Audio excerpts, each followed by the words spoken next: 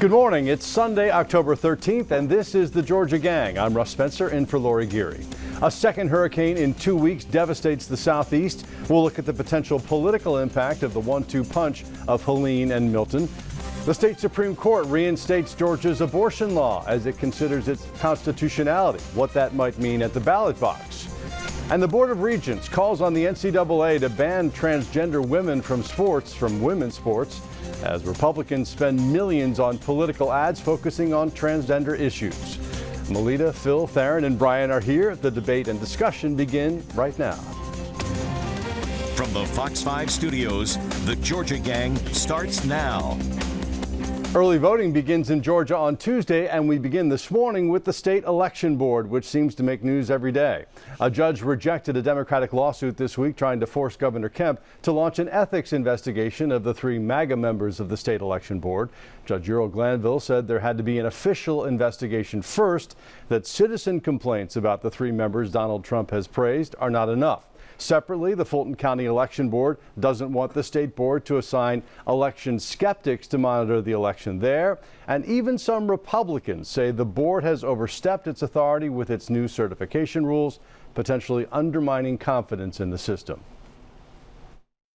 We're trying to convince people their vote counts. And every time they sort of start tweaking this thing like there's a problem they're trying to fix, it discourages people, particularly on the right, to vote. That is Eric Johnson, a former Senate leader, a Republican in the Georgia State Senate. Brian, let me begin with you. Your former boss, Governor Deal, said at the Atlanta Press Club that it destroys confidence to have these changes late in the game. What do you say? Well, there are several issues that are at play here right now. One, and I think the major one, is that federal courts have been very clear that we can't have rules changes to how elections are run within 4 months of an election. And that attempt to change rules is continuing to this very day. I agree with those who say that if challenged in court, and these are being challenged in court, that it won't stand up to judicial scrutiny. So the other issue, and this is coming at it from the conservative point of view, Republicans have long said that bureaucrats and appointed people, non-elected people, shouldn't be making law or making decisions that have the force of law. And so there's a lawsuit that will be heard this coming week brought by a former state representative, a Republican named Scott Turner, to sue the state election board for overstepping their constitutional authority. They don't have the authority to make laws.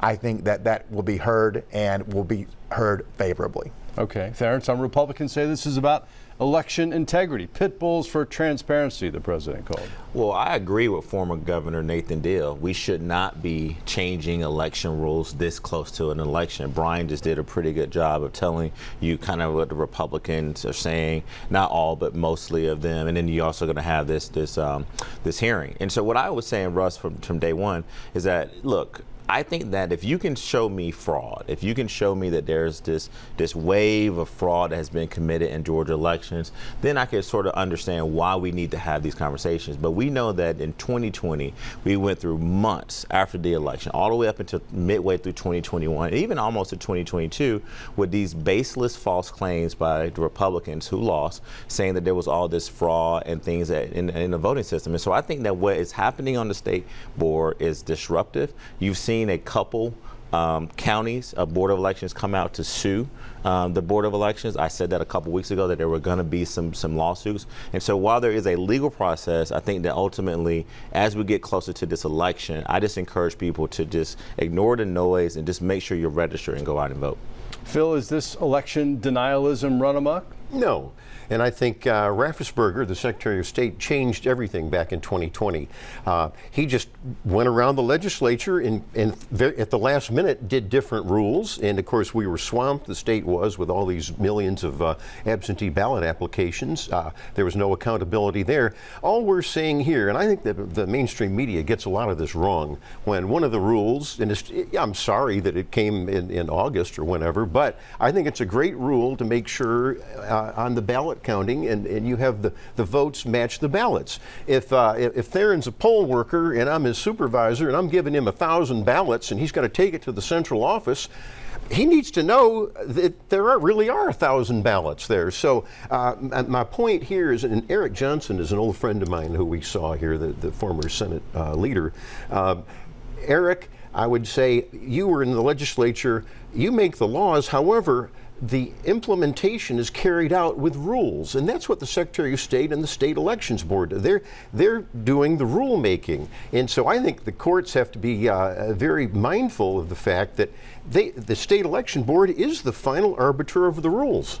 Melita, what do you think is going to happen on election night as a consequence of all this? Well, I think our first hurdle before we get to election night is whether, when people begin to show up for early voting on Tuesday, all the newly registered voters can actually pull a ballot because their registrations have been processed. I hear that there's a lot of scrambling to get those things done. And I want to say to Phil that in 2020, Raffensperger needed to make a lot of changes, and he needed to make them quickly because of COVID. It's easy to forget how strange that was. I think on election night, the poll workers will do their utmost to count the votes and get the returns posted. I think we will have absolute chaos afterwards, depending on how those returns go. And I think all of this division and lawsuits and finger pointing has set the stage for Georgia to have a very chaotic vote counting process that goes well beyond election night. Well, I think we all hope you're wrong, but that certainly is a concern. Melita, thank you. Let's talk about now the politics of 2 hurricanes in 2 weeks. Florida reeling, of course, from a once-in-a-century blow to Tampa, St. Pete, and points south as state governments across the southeast look for the federal government to help put the basics back together. Florida is not a swing state, but East Georgia and Western North Carolina are 2 critical areas, and they are suffering mightily. Before the mud had even dried from Helene's flooding, former President Trump claimed that Governor Kemp had a hard time contacting President Biden. That was after the two had already spoken. And this week, he and his running mate continued to suggest that immigrants were part of the problem. And if you take FEMA and you turn it into an agency that resettles illegal immigrants, that's going to take their focus away from keeping people safe after a hurricane. FEMA says it has plenty of money to help victims of Helene and Milton, and that immigrant services come from a different budget. President Biden condemned the falsehoods. For the last few weeks, there's been a reckless, irresponsible, and relentless promotion of disinformation and outright lies that are disturbing people. And I want the people to hear it from me. FEMA is ready. Our agency is postured to respond to this storm and maintain our current response and recovery efforts for Hurricane Helene impacted states. That was the head of FEMA. Brian, Governor Kemp seems satisfied with President Biden's response so far. How do you assess all this as a Republican? What's really going to matter on the political side is how Biden and Harris carry out this recovery effort. This is a huge opportunity. Crises are when political reputations are made. Sure. And if you deliver, there is an immediate and robust response to that. And if you fail, by God, it can destroy. We can remember Katrina, right? Katrina, George W. Bush's second term never recovered from the Katrina recovery disaster. Again, that bureaucracy is still the same there with FEMA. It doesn't change too much from administration to administration. So there is a danger there of this going off the deep end. From what I'm hearing from friends in Western North Carolina, I think the death toll there is going to rise precipitously as they get into some of these places that are blocked right now. I've heard some terrible numbers from people who've worked in recovery there. So that's going to be something that, again, provides, I hate to say this, an opportunity for Biden and Harris to communicate on the recovery efforts. Does this impact the vote there in close races? It does. And Russ, I want to thank you and Fox 5 for clearing the record. I said on the show last week that some of the things that Republicans have said on this panel and others have been saying about this false lie that the president was not responsive to the governor.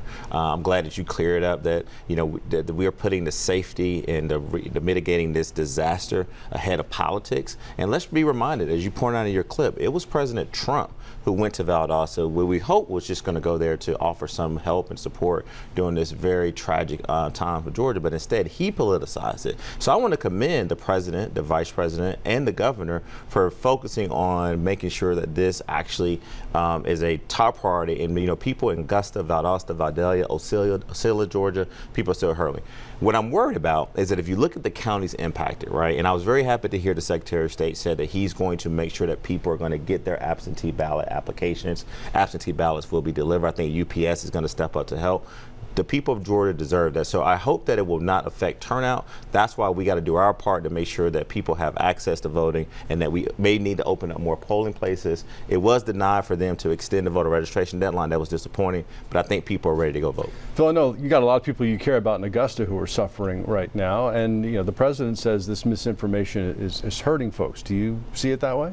I think there's misinformation from the White House. I'm going to give you the rest of the story. That Thursday of Hurricane Week, I've never seen Governor Kemp that upset with the Biden administration. He only got 11 counties on the emergency list, so he had to try to find Biden. He called someone at the White House to get extension, and so Brian Kemp, to his credit as governor, actually got more counties under the emergency. 41, right? So no, it was Biden was at the beach or somewhere, and so Kemp had to find somebody at the White House to get it done. So good for Governor Kemp. I think the problem with misinformation, and as you point out, Russ, yes, I've got a lot of family, friends, and journalism contacts in Augusta. FEMA was not there until about a week. And that's horrible. Now, I know this happens under whatever administration, but it needs to be fixed. But I will give credit to the National Guard. But the misinformation, all Biden has been doing in the last few days is just attacking Trump. How about helping DeSantis? How about just going down there and telling DeSantis, look, I'm not attacking you, I want to help. So I have a problem with misinformation from the White House. I need something quick from you, please. Well, the misinformation has been deliberate and fear-based, and it makes people who qualify for assistance afraid to get the help they need and that they're entitled to, because they fear that their homes are going to be taken and that sort of thing. So it's deliberate, fear-based lies told. All right. Coming up, Republicans put transgender issues at center stage, and the state Supreme Court reinstates Georgia's abortion law. We'll be back in 60 seconds. Have a question or comment for the Georgia Gang? Email them at georgiagang@foxtv.com. Georgia's Board of Regents voted unanimously this week to urge the NCAA and the National Junior College Athletic Association to ban transgender women from women's sports. And Republicans have spent more than $65 million on TV ads in the last 2 months on transgender issues, including a Trump ad that airs repeatedly on the news about Kamala Harris supporting public funding of sex changes for inmates. Phil, let's begin with you on this. I'm reminded of Utah's Republican governor, Spencer Cox, a couple years ago, saying he looked into this. There were some 85,000 student athletes and 4 were transgender, one of them competing in women's sports. And he said, never has so much fear and anger been directed at so few. Are Republicans making too much of this or not? No, I think the vast majority of Georgians and the American people, I don't care what the Utah governor says, are opposed to this. Why? I think that's the issue of fairness, number one, the issue of privacy, number two. I mean, there are female athletes, and Melita, you know this, back in the 70s, people pushed for women in sports and more funding, and rightly so, and now that's being dynamited. You've got, I don't want men in women's locker rooms. I mean, this is a huge issue, and I think there's a lot of common sense liberals out there, but the liberals that are pushing this are really warped with regard to trying to push this on the Georgians and the American people. I'm glad the regents said what they said. Okay. Theron, he says it's a matter of simple fairness. And when it comes to the ads, one of them says it sounds insane because it is, and then talks about Kamala Harris favoring funding for sex changes for inmates. Is that something that's going to resonate, do you think, with the people? It's definitely something that the Republicans, I mean, we just kind of heard it from Phil, feel that it's an issue that they can sort of not only motivate their base, but it's really honestly, when you talk about fairness, look, I'm a person that don't necessarily want to judge anybody, right, how they choose to live their life. what they want to do. And I think that most Democrats that I talk to about this, Russ, is that we're very angry that the Republicans are really sort of chopping up a interview that Vice President Kamala Harris sort of gave, and is using it to sort of try to raise the momentum on the right, and also spread a lot of misinformation about the Vice President's record. However, I do think that we're a long way away from figuring out how we deal with this issue around transgender sports. As we talked about in this program, there's going to be a lot of Senate hearings that are going to be talking about what we do.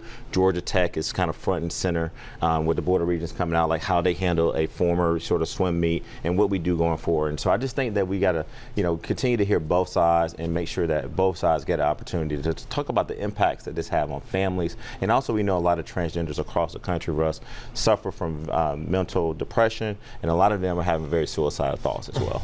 All right, Darren, thank you. Let's talk about abortion. The state Supreme Court this week ordered that Georgia's 6-week abortion ban be reinstated while it considers Judge McBurney's ruling that it's unconstitutional, that the heartbeat law violates a woman's right to privacy and liberty in the state constitution. Of course, that was widely expected. But Melita, you have some thoughts about this. Not only affects the presidential race, but also some down ballot races. Well, what it does is it makes a few key legislative races mini referendums on the idea of reproductive freedom.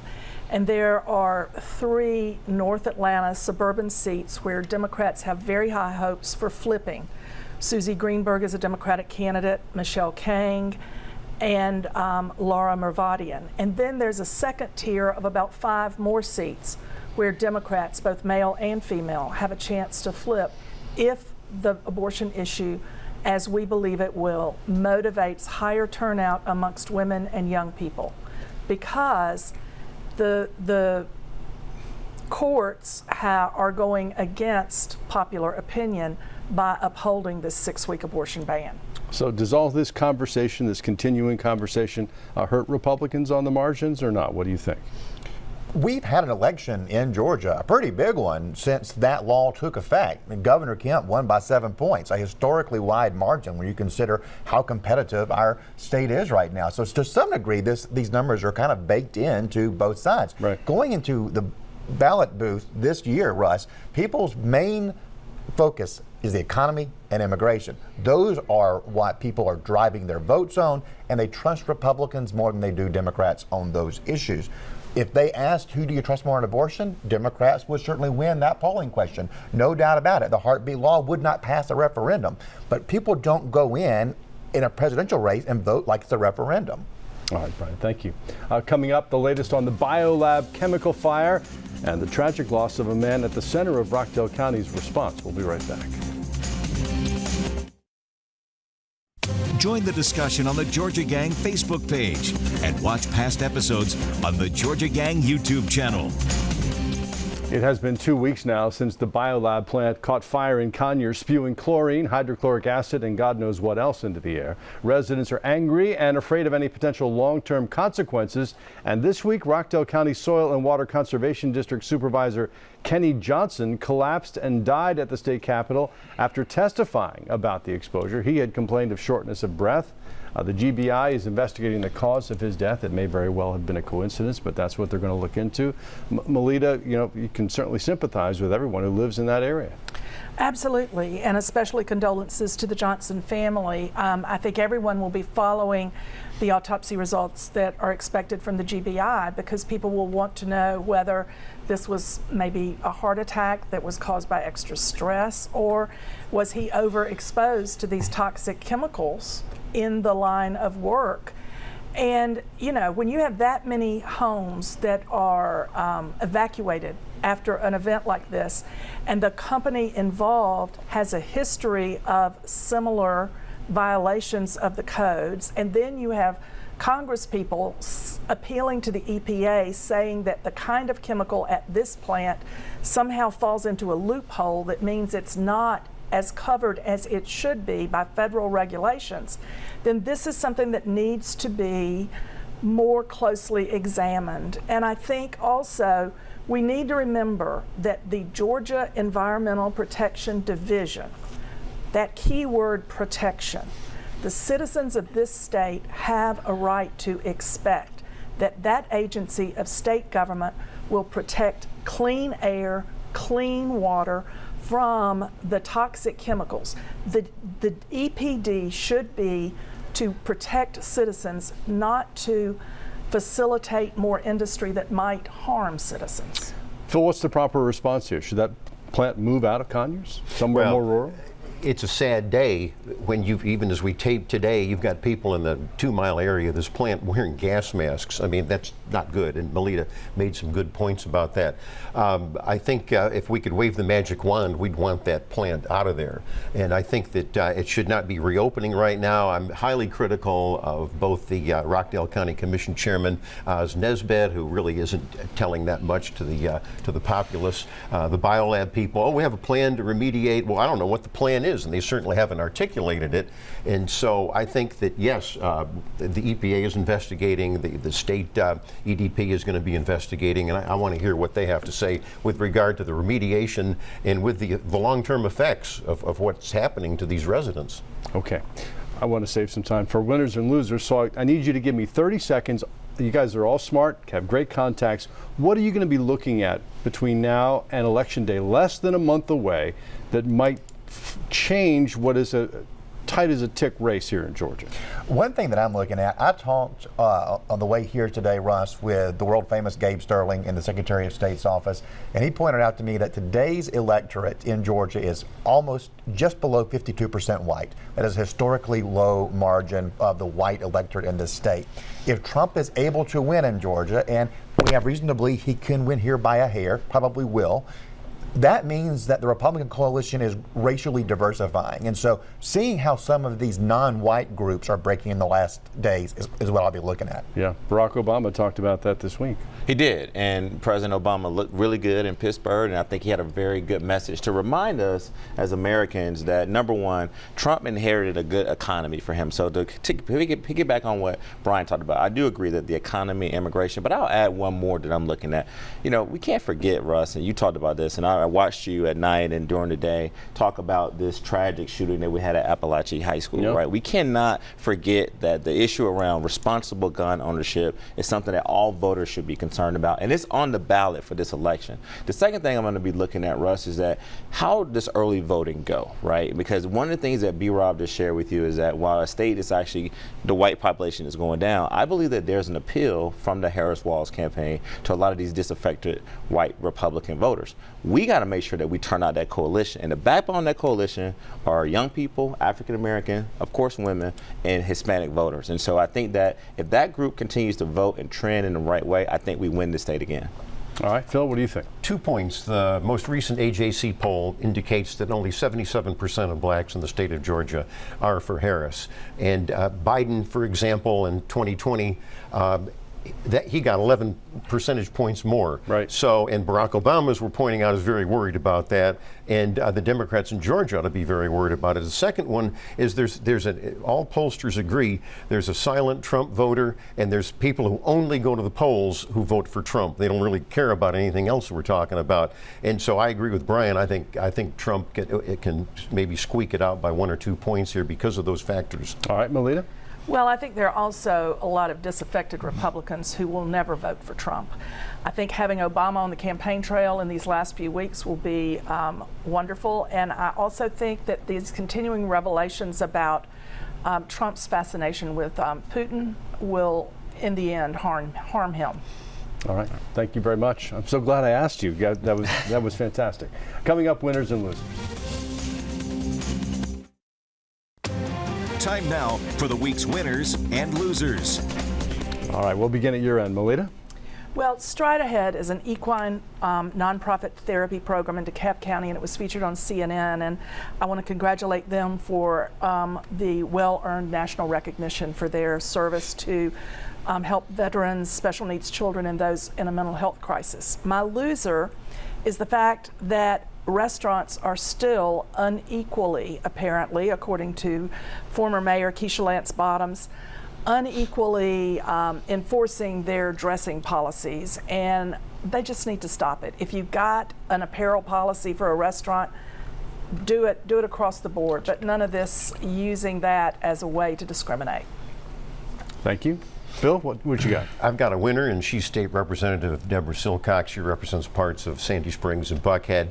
She is being attacked. You mentioned Susie Greenberg, the Democrat opponent, totally distorting her record on abortion, totally distorting her record on taxation, for example. Silcox has been great in terms of tax relief. She's pro-police. I'm worried about Greenberg being weak, as a lot of Democrats sadly are when it comes to law enforcement. So Silcox is my winner, and the AJC is my loser. For months, they have not had one single op-ed piece that's even sympathetic to Donald Trump. They keep hammering away with all the liberals and how Trump's terrible. They have a few of these, very few Trumpers, that anti-Trumpers, and so where's the balance? Well, Mike Lukovich is certainly very supportive of the former president.